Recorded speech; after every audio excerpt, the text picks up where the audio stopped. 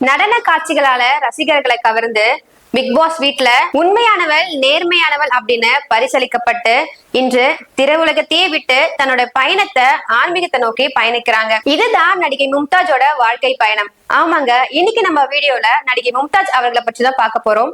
Welcome to cinema கழகம்.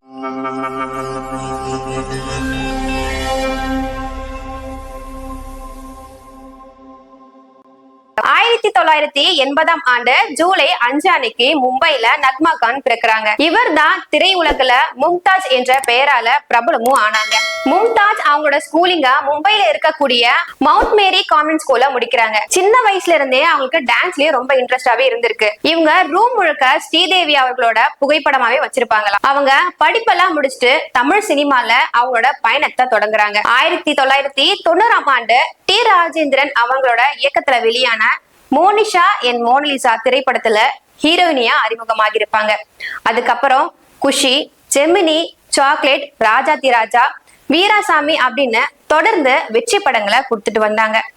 இவங்களுடைய அழகு மட்டும் இல்ல, இவங்களுடைய ஸ்கிரீன் பிரசன்ஸும் ரசிகர்களை மூச்சு வாங்க வச்சுச்சுன்னே சொல்லலாம். இவருடைய டான்ஸ், அழகு, உடை, அலங்காரம் அப்படின்னு எல்லாமே ரசிகர்களை கவர்ந்தது. ஐட்டம் சாங்ல நடிச்சதுனால தமிழ் மற்றும் தெலுங்கு ரசிகர்களிடம் ரொம்பவே பிரபலமாகறாங்க. ஸ்டார் விஜய்ல ஒளிபரப்பான பாய்ஸ் விசஸ் கேர்ள்ஸ் ரியாலிட்டி ஷோவான டான்ஸ் காம்படிஷன்ல சீசன் 1லயும், கலைஞர் டிவில ஒளிபரப்பான மாநாட மயிலாட சீசன் 6லயும் நடுவரா இருந்தாங்க.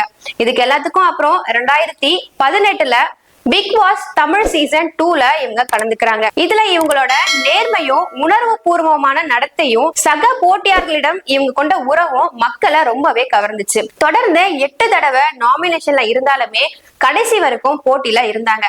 இந்த பிக் பாஸ் நிகழ்ச்சிக்கு அப்புறம் தன்னுடைய வாழ்க்கைய ஆன்மீகத்தை நோக்கி பயணிச்சாங்க. மக்காக்கு போயிட்டு அதுக்கப்புறம் இஸ்லாமியோட சிந்தனைகளை பின்பற்ற ஆரம்பிச்சாங்க. இன்னைக்கு அவங்க ஒரு இஸ்லாமிக் பிரீச்சராவும் இருந்துட்டு வராங்க. மும்தாஜ் அவர்களுடைய வாழ்க்கை ரொம்பவே ஆச்சரியப்படுற அளவுக்கு இருக்கு.